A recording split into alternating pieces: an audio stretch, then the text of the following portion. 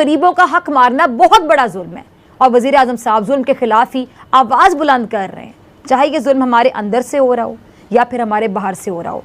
मोदी के मकबूजा कश्मीर में जुल्म की सूरत या फिर फ़लस्तीन में इसराइली बर्बरियत की सूरत में, इस पर भी वज़ीर आज़म साहब ने आवाम को एतमाद में लिया है। और मेरे ख्याल से अब ब्रेक पे जाने से पहले मैं ये ज़रूर कहना चाहूँगी कि अब ये वक्त है कि तमाम मुस्लिम ममालिक को इसराइली फोर्सेस के जो फ़लस्तीन पर जुल्म है उसके खिलाफ अब एटलीस्ट यकजा हो जाना चाहिए, एक पेज पर आ जाना चाहिए और इनको पैगाम देना चाहिए कि बस अब ऐसे नहीं चलेगा। मिलते हैं ब्रेक के बाद।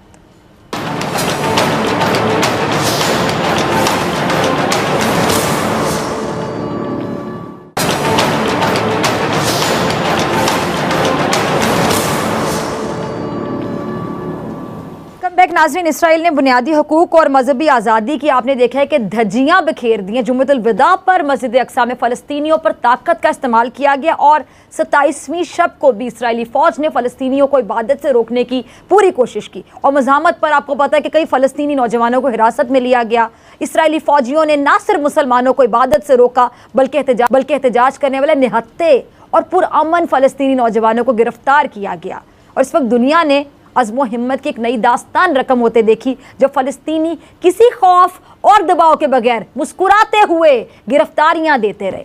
अच्छा, इसराइली तैयारों ने दूसरे रोज़ भी गज़ा पर वहशियाना बमबारी जारी रखी जिससे शहीद होने वालों की तादाद 43 बताई जा रही है, जिनमें हामला खातून समेत 13 बच्चे भी शामिल हैं। कई रिहायशी इमारतें ज़मींबोस हो गईं, लेकिन कहते हैं ना कि खुदा की लाठी बेआवाज़ होती है। कल रात इसराइल पर बहुत भारी थी। कल इसराइल की ईंट से ईंट बजाई गई। हमास की जानिब से इसराइल पर जवाबी रॉकेट बरसाए गए जिसके नतीजे में 3 इसराइली हलाक और 70 के करीब जख्मी हुए हैं। इसराइल को खुद समझ नहीं आया कि कल रात उसके साथ हुआ क्या है। हमास के रहनुमाओं की जानिब से इसराइल पर 100 से ज़ायद रॉकेट हमलों का दावा किया गया और हमास ने रॉकेट हमलों को गज़ा की 13 मंजिला रिहायशी इमारत पर इसराइली हमले का जवाब करार दिया। अच्छा नाज़रीन, फ़लस्तीनी तंजीम हमास की बमबारी से इसराइल की तेल की पाइपलाइन भी तबाह हो गई और इसराइल में शहरियों को बंकर के करीब रहने की हिदायत भी की गई है। और इसराइल के जो वज़ीर दिफा है उसने धमकी दी है कि गज़ा पर फ़ज़ाई हमले महज आगाज़ हैं, मज़ीद कई अहदाफ को निशाना बनाएंगे। और हमास के सरबरा इस्माइल हानिया का इसराइली वज़ीर दिफा की धमकी के रद्द अमल में क्या कहना था कि इसराइल कशीदगी में इजाफा या खात्मा जो भी चाहता है फ़लस्तीनी दोनों के लिए तैयार हैं। और फ़लस्तीन की जदोजहद आज़ादी की जो तंजीम हमास का कहना है कि इसराइली फ़ौज ने मुक़द्दस मकाम मस्जिद अक्सा में ना सिर्फ इबादत से रोका बल्कि वहाँ आग भी लगाई गई और फ़लस्तीनियों को गैर कानूनी तौर पर उनके घरों से बेदखल भी किया जा रहा है जिसका इसराइल को जवाब दिया जाएगा। अच्छा, गज़ा का जो कंट्रोल है 2007 से जदोजहद आज़ादी फ़लस्तीन की तहरीक हमास के पास है और तब से 3 बार जंगें भी हो चुकी हैं और झड़पों का जो सिलसिला है वो भी जारी रहता है। ये पूरी सिचुएशन, ये बहुत बड़ी सूरत हाल है। इस पर बात करने के लिए मेरे साथ 2 मौजूद मेहमान मौजूद हैं, किसी तारुफ के मोहताज नहीं, जनरल रिटायर्ड अमजद शुएब साहब। जनरल साहब बहुत शुक्रिया। और मुफ्ती हनीफ कुरैशी साहब। मुफ्ती साहब आपका भी बहुत शुक्रिया वक्त देने के लिए। पहले मैं मुफ्ती साहब आपकी तरफ आना चाहूँगी, फिर जनरल साहब आपकी तरफ आती हूँ। मुफ्ती साहब, पहले मैं चाहूँगी कि आप तमाम लोगों को ज़रा ये समझाएँ कि मस्जिद अक्सा की अहमियत एक्चुअली क्या है और इस मुकाम की मुसलमानों के लिए कितनी इंपॉर्टेंस है।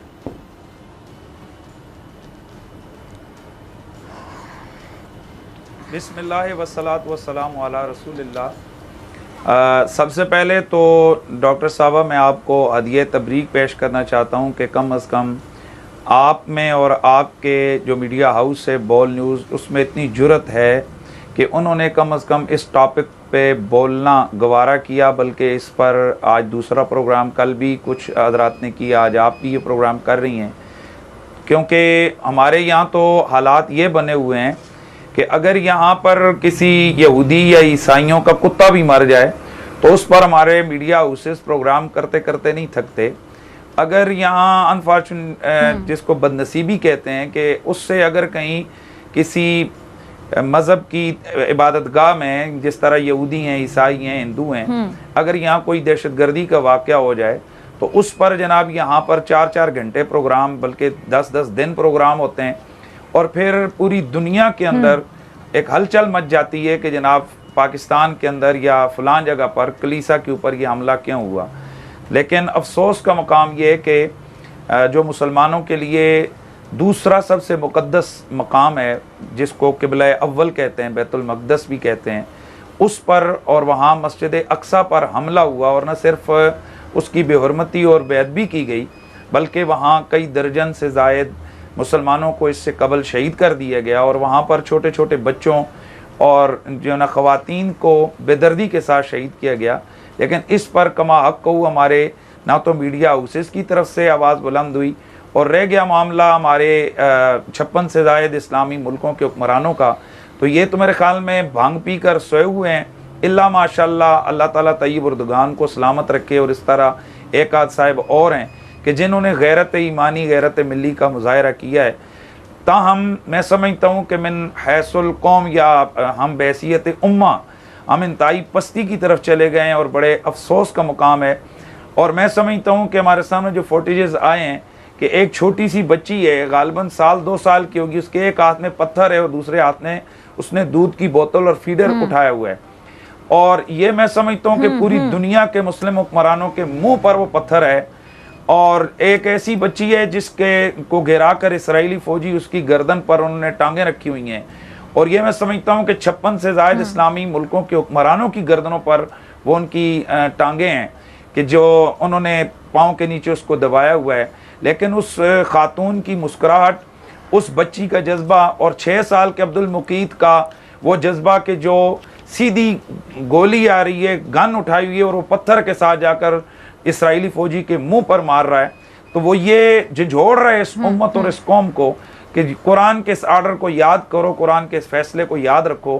कुरान कहता है अंतुमुल आलौन इन कुंतुम मोमिनीन, कि गालिब तुम नहीं रहने, लेकिन शर्त उसके लिए कि तुम मोमिन बन के रहो, अपने ईमान को सलामत रख के रहो। मोहतरमा फिजा साहबा, आज क्या भरना पा और हाथों में गुलेलें उठाए हुए मजबूत और जुर्रतमंद फ़िलिस्तीनियों ने पूरी दुनिया को झंझोड़ के नहीं रख दिया है कि जो एटॉमिक पावर और इस वक्त बेहतरीन दिफाई सलाहियत का हामिल इसराइल, आज वो चीखें उसकी ट्विटर पे देखिए, आप दीगर आप उनके सोशल मीडिया पे देखिए, उनकी चीखें देखिए और जनाब उनकी हालत देखिए। क्या ये हमारे हुक्मरानों के समझने के लिए काफ़ी नहीं है कि अगर बेसरो सामानी के आलम में चंद हज़ार जो नौजवान हैं, अगर वो इतने बड़े मुल्क को अगर वो घुटनों पर ला सकते हैं, तो काश हमारे एटम बम, हमारे मिसाइल, ये अचार और ये जनाब मुरब्बे के लिए ना हो। कम अज़ कम हम जो मुसलमान हैं, हमारा जो हक बनता है कि अल्लाह के रसूल ने जो हुक्म दिया है कि हम जुल्म के खिलाफ या तो हाथों से उसको रोकें, अगर हाथों से नहीं तो हम ज़ुबान से उसको रोकें, और ज़ुबान से नहीं तो दिल से बुरा जाने। लेकिन हुज़ूर ने फरमाया कि ये अज़फ़ुल ईमान है। तो अल्लाह ताला हमें कमज़ोर ईमान से बचाए और हमारे हुक्मरानों को जुर्रत अता करे। मैं आपने बात की, सवाल पूछा बैतुल मक़दस शरीफ, या जो बैतुल अव्वल क़िबला अव्वल जिसको कहते हैं बैतुल मक़दस शरीफ फ़िलिस्तीन के अंदर, ये वो जगह है कि जहाँ हज़ारों अम्बिया ने हमारे नबी पाक सल्लल्लाहु ताला अलैहि वसल्लम से कबल इसको किबला बनाए रखा, और इसकी तरफ मुँह करके वो इबादत और नमाजें बजा लाते रहे। और 18 महीनों तक रसूलुल्लाह सल्लल्लाहु ताला अलैहि वसल्लम और आपके सहाबा ने भी इसी बैतुल मक़दस शरीफ की तरफ मुँह करके नमाज अदा की। तो जाहिर है बैतुल मक़दस की अहमियत अहादीस मुबारका में भी है, और बिलखुसूस जो मस्जिद अक्सा है, मस्जिद अक्सा के बारे में नबी अलैहिस्सलाम की हदीस मौजूद है कि यहाँ एक नमाज पढ़ने का सवाब 5000 नमाजों के सवाब के बराबर है। और इसके अलावा यहाँ हज़ारों अम्बिया की ये इबादत गा रही है, और हम मुसलमान हैं। हमारे नज़दीक 1.25 लाख जितने भी अल्लाह के नबी हैं वो सारे के सारे सच्चे हैं, हज़रत आदम से लेकर हज़रत सैयदना ईसा तक। और ज़ाहिर हमारे आका सल्लल्लाहु अलैहि वसल्लम वो तो तमाम अम्बिया के सरदार और सबके आका हैं। तो हम तमाम नबियों की बराबर इज्जत करते हैं। ला नुफ़र्रिक़ु बैना अहदिम मिर रुसूलिही का जो कुरान का ऑर्डर है हम उस पर पूरा उतरते हैं, और हम सब की इज्जत करते हैं। और इसी हवाले से ये जो बैतुल मक़दस शरीफ है, ये ईसाइयों के लिए भी और यहूदियों के लिए भी ये बराबर इज्जत वाला मकाम है।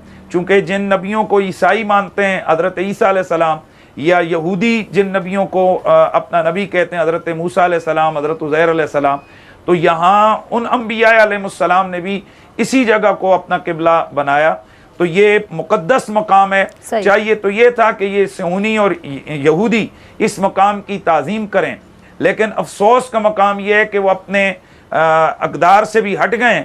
और मैं यहाँ ये भी बताना चाहता हूँ कि ये जो इसराइल की तरफ से मस्जिद अक्सा पर कभी आग लगाई जाती है, कभी यहाँ पर हमले किए जाते हैं, बुनियादी तौर पर यहूदियों का ये नज़रिया है कि मस्जिद अक्सा के नीचे जो है ना उनका हैकल सुलेमानी है, जो उनके नज़दीक उनका जो है ना मुक़द्दस मज़हबी मकाम है, और माज़अल्लाह उनके नज़दीक उनका जो मसीहा है नेक्स्ट टाइम जब वो आएगा, जिसके लिए वो ये सारा कुछ कर रहे हैं, तो उसने वहीं पे आकर उनकी रहनुमाई का आगाज़ करना है। तो वो कहते हैं कि इस मस्जिद अक्सा के नीचे वो हैकल सुलेमानी है, और इस वजह से वो मस्जिद अक्सा को गिराना चाहते हैं। और उसी कोशिश में इस दफ़ा भी इसराइली फ़ौज ने वहाँ पर ये शरारत की है। लेकिन सल्यूट करते हैं हम उन फ़िलिस्तीन के नौजवानों और मुसलमानों को जिन्होंने इनके गुरूर को खाक में मिलाया। और मैं यहाँ डॉक्टर साहब आखिरी बात एक करूँगा, मुझे थोड़ा सा एक ये भी सवाल पूछना था जी, मैं आखिरी एक आध मिनट में बात को मुकम्मल मुफ्ती साहब जी कंप्लीट कीजिए। मैंने एक सवाल पूछना था यहाँ पर शर्मीन और मलाला यूसुफजई जैसी खवातीन से कि ये जो इस वक्त फ़लस्तीन के अंदर खवातीन पर जो बम बरस रहे हैं, क्या ये खवातीन नहीं है, या फिर इस तरह की जो आंटियां हैं वो महज हमारे मुल्क के अंदर खवातीन के नाम पर वो आवाज़ उठाती हैं और इस वक्त वो सब खामोश हैं, उनके ट्विटर अकाउंट सब खामोश हैं। मैं ये समझाना चाहता हूँ अपनी कौम को कि होश के नाखन लें सारे और पहचाने ऐसे किरदारों को कि जो कभी खवातीन के नाम पर, कभी मुल्क के नाम पर, कभी किस हवाले से, कभी इंसानियत के नाम पर, कभी मजहबी आज़ादी के नाम पर आकर इस्लाम, बानी इस्लाम और अकदार इस्लाम के खिलाफ अपनी जुबानें खोलते हैं। आज जरूरत इस अमर की है कि सबसे पहले पाकिस्तान तमाम जितनी भी इस्लामी उम्मा है उनकी क़यादत करते हुए हमारा चीफ ऑफ आर्मी स्टाफ, हमारे वज़ीर आज़म साहब ये सब ऐलान करें और इसराइल को टाइम दें कि अगर वो इस खबासत से बाज नहीं आता तो हम फिलिस्तीनियों के साथ खड़े होकर उसका मुकाबला करेंगे। हम अपनी हुकूमत से ये मुतालबा कर सकते हैं कि हमारे हुक्मरानों को चाहिए वो खुलाकर इनकी मजम्मत करें और फिलिस्तीनियों का साथ दें। ठीक है जनरल अमजद शोएब साहब, माज़रत के साथ मैं उनको इंटरप्ट नहीं कर पा रही थी क्योंकि वो बड़ी अहमियत के हवाले से बात करते हैं कि मस्जिद अक्सा की मुसलमानों की नज़र में अहमियत क्या है। बहुत से लोगों को शायद बैकग्राउंड नहीं पता, तो मैं बताना चाह रही थी, सुनना चाहती थी उनसे। जनरल साहब जो सवाल आखिर में पूछा मुफ्ती हनीफ कुरैशी साहब ने, और उन्होंने कहा कि हमारे आर्मी चीफ, हमारे वज़ीर आज़म, हमारी हुकूमत, उनको एक स्टैंड लेना चाहिए, तो आपको लगता है कि ये स्टैंड हम ले सकते हैं? और किसी हद तक पाकिस्तान बहुत खुलकर बात करे इस इशू पर, तो आप कितने मुतमईन हैं, इससे ज़्यादा भी कुछ किया जा सकता है? देखिए, पाकिस्तान ने हमेशा फलस्तीनियों की हिमायत की है, बल्कि बाद औक़ात हमारे बाद लोगों को शिकायत भी हुई कि जिस जमाने में फलस्तीनी बड़े मुतहर्रिक थे और इनके लीडर्स वगैरह जो हैं वो भारत सफर करते थे, आते थे यहाँ पे, लेकिन पाकिस्तान नहीं आए या पाकिस्तान की वो हिमायत नहीं की उन्होंने कश्मीर के मामले में, तो बाद लोगों को शिकायत होती थी। लेकिन हमारा एक असूली मौक़िफ़ रहा है और वो जब से पाकिस्तान मार्ज़ वजूद में आया उस दिन से है। जिस तरह हमारे कश्मीर के लिए है इसी तरह इनके लिए, क्योंकि हम ये समझते थे कि एक तो हमारा किबला बल है वो, और दूसरी तरफ ये है कि ये बहुत बड़ी एक ज्यादती है कि फलस्तीनी जिनकी वो सरजमीन है, जो वहाँ के रहने वाले हैं, उनको बेदखल करके तो बाहर से ला ला के यहूदी आबाद करके तो आप कब्जा काबिज हो जाएं और फिर दुनिया उसको तस्लीम कर ले, और जो मजलूम है वो बेचारे दरबदर मुख्तलिफ कैंपों में दुनिया पूरी में बिखरे पड़े हुए नजर आए आपको। तो ये वो हमारा असूली मौक़िफ़ रहा और आज भी। और हमारे प्राइम मिनिस्टर ने आज जो ट्वीट की वो पूरी दुनिया को एक तरह का मैसेज दे दिया कि हम बहैसियत कौम फलस्तीनियों के साथ खड़े हैं और जो जुल्म है हम उसको कबूल नहीं करते, हम उसके खिलाफ हैं। अब ये है कि ये सारा जो इफेक्टिव चीज है वो पूरे जो 53 इस्लामी मुल्क हैं ये इनकी पॉलिसी होनी चाहिए। बदकिस्मती कि आप थोड़ा सा पीछे चले जाएं, फ्रांस का जो वाक़या हुआ जहां नामूस रसालत पे इतना बड़ा हमला हुआ, तो उसमें तो मुल्क हमारी इकट्ठे ना हो सके सारे। पाकिस्तान चीखता रहा, पाकिस्तान कहता रहा, पाकिस्तान के रिएक्शन आया, लेकिन किसी और इस्लामी मुल्क से कोई बात ही नहीं हुई। कुछ थोड़ा बहुत जो था वो तैयब उर्दगान बात करते रहे, और फलस्तीन के मामले में तैयब उर्दगान और ईरान ये खासे इसमें वोकल हैं, और इनके अलावा पाकिस्तान, तो वरना इस्लामी दुनिया नहीं बोलती। अब चीज ये है कि एक वक्त था 1973 में जब अरब इजराइल जंग हुई, तो उस वक्त मिल के पूरी उम्मत ने, वो उस वक्त आपको याद होगा कि शाह फैसल जिंदा थे, तो पूरी उम्मत ने मिल के एक स्ट्रेटजी बनाई और उसे कहते हैं कि तेल को इस्तेमाल किया एक हथियार के तौर पे। पूरी दुनिया को तेल जाना बंद हुआ, तो ये ऐसा प्रेशर आया मगरबी दुनिया पे आज वो तेल वाला काम नहीं हो सकता क्योंकि तेल दुनिया में और बहुत जगह पे अवेलेबल है, लेकिन आप बहुत सारी और चीजें सोच सकते हैं जहां आप मिलके बैठ के कोई स्ट्रेटजी वर्कआउट करें। आपका रिएक्शन एक मुत्तहिदा रिएक्शन होना चाहिए। आप मगरबी दुनिया को बहुत सारा पैसा देते हैं, कमाई वो करते हैं, आपसे बहुत सारा इक्विपमेंट लेते हैं, बहुत सारी चीजें आप उनसे इंपोर्ट करते हैं, आप बाइकआउट कर सकते हैं। उनकी आमदन कम होगी तो उनको भी कुछ ख्याल आएगा। फिर ये है कि आप अभी ये जो ओआईसी ने एक बड़ी स्ट्रॉन्ग किस्म की स्टेटमेंट दी, जिसकी प्रेस रिलीज मैंने देखी, उसमें उन्होंने कहा है कि जनाब यूनाइटेड नेशन जनरल असेंबली का इजलास जो है वो बुलाया जाए। इजराइल और फिलिस्तीन के चरमपंथी संगठन हमास के बीच हिंसक झड़प बढ़ती जा रही है। पिछले सप्ताह शुक्रवार की रात यरूशलेम की अल अक्सा मस्जिद में फिलिस्तीनी और इजरायली सुरक्षा बलों के बीच हिंसक झड़प शुरू हुई। अब ये झड़पें इजराइल और हमास के बीच हवाई और रॉकेट हमलों में तब्दील हो चुकी है। इनमें दोनों तरफ से काफ़ी लोगों के जान जाने की रिपोर्ट्स हैं। फिलिस्तीन के समर्थन में सारे इस्लामिक देश एकजुट हो गए हैं। 57 सदस्यीय इस्लामिक देशों के संगठन organisation of Islamic corporation OIC ने फिलिस्तीनियों के खिलाफ इजराइल की कार्रवाई की निंदा करते हुए एक संयुक्त बयान जारी किया है। पाकिस्तान ने अपने प्रस्ताव में इजरायली कार्रवाई को लेकर संयुक्त रूप से बयान जारी करने की मांग की थी। ओआईसी में पाकिस्तान के प्रस्ताव का एक मत से समर्थन किया गया। पाकिस्तानी अखबार डॉन की रिपोर्ट के मुताबिक इस मसले पर न्यूयॉर्क में हुई बैठक में तुर्की और सऊदी अरब के राजदूतों के प्रस्ताव को भी मंजूरी दी गई ताकि महासभा का विशेष सत्र बुलाने के लिए अंतर्राष्ट्रीय समर्थन जुटाया जा सके। इस्लामिक सहयोग संगठन के राजदूतों ने संयुक्त राष्ट्र में इस मुद्दे को उठाने के लिए सदस्य देशों का एक गुट तैयार किया है।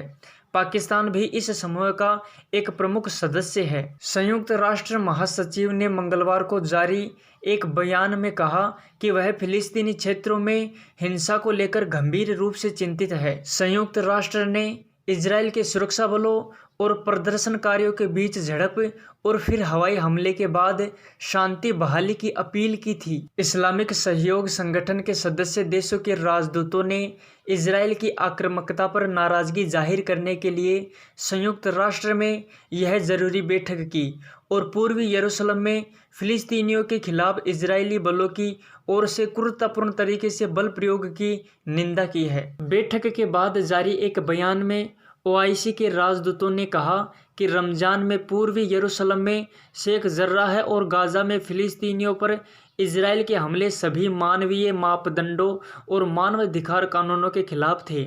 इस्लामिक देशों के राजदूतों ने विश्व समुदाय से शेख जर्राह के निवासियों को बेदखल करने के इजराइल के प्रयासों को तुरंत रोकने का आग्रह किया। जिनेवा स्थित संयुक्त राष्ट्र कार्यालय के प्रवक्ता ने रिपोर्टों का हवाला दिया और बताया कि पूर्वी यरूशलेम में 7 से 10 मई के बीच इजरायली हमले में 900 से अधिक फिलिस्तीनी घायल हुए हैं, जबकि वेस्ट बैंक में भी 200 से अधिक लोग घायल बताए जा रहे हैं। रिपोर्ट के मुताबिक इजराइल के हमले में कम से कम 24 फिलिस्तीनियों की मौत हो गई, जिनमें 9 बच्चे और 1 महिला शामिल है। वहीं हमास के रॉकेट हमले में 17 इजरायली घायल बताए जा रहे हैं। दोस्तों, आशा करते हैं कि इन दोनों देशों के बीच जल्द से जल्द शांति बहाल हो, क्योंकि किसी भी मुद्दे का हल वॉर नहीं है।